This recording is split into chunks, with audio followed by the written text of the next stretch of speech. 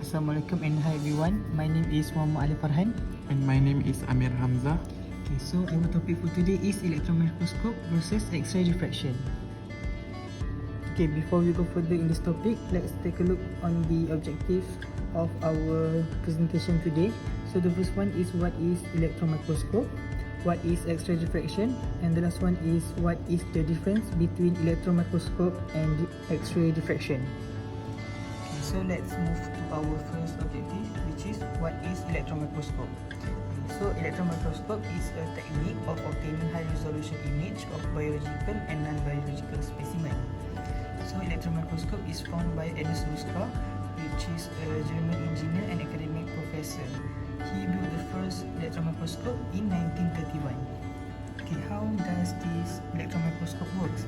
So actually, electron microscope use of electrons which shot in wavelength as their source of illuminating radiation, and it will produce high resolution of electron microscope image result. Okay, so what are the applications of electron microscope? Okay, so for the first one is to investigate the ultrastructure of a wide range of biological and inorganic, quality control and failure analysis in industrial, and also study of microorganisms like bacteria, virus and other pathogens. Okay, so here I attached the example of electron microscope and its component. And actually, electron microscope can be divided into two, which is transmission electron microscope and also scanning electron microscope. Transmission electron microscope used to view thin specimen through which electrons can pass, generating a projection image and to image the interior of cells, while scanning electron microscope is to provide detailed image of the surfaces of cells and whole organisms that are not possible by TEM, and it used for particle counting and size determination and for process control. We move to our next objective, which is what is X-ray diffraction. X-ray powder diffraction, or XRD, is a rapid analytical technique primarily used for phase identification of a crystalline material and can provide information on unit cell dimensions. Max von Louis in 1912 was the person who discovered that crystalline substances act as three-dimensional diffractions, rating for X-ray wavelength similar to the spacing of planes in crystal lattice. So how does this device work? First, X-rays are generated in a cathode ray tube by heating a filament to produce electrons, accelerating the electrons to a target by applying a voltage and bombarding the target material with electrons.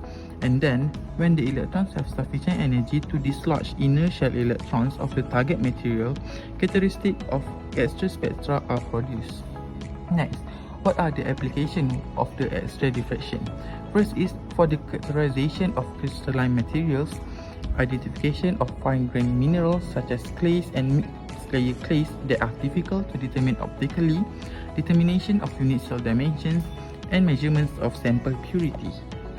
So this is an example for the X-ray diffraction device that consists of X-ray tube, global mirror, solid slit, detector, and goniometer. Okay, now let's move on to our last objective, which is the differences between electron microscope and X-ray diffraction. Okay, so for the first one, electron microscope using beam of electrons, while X-ray diffraction using beam of ray.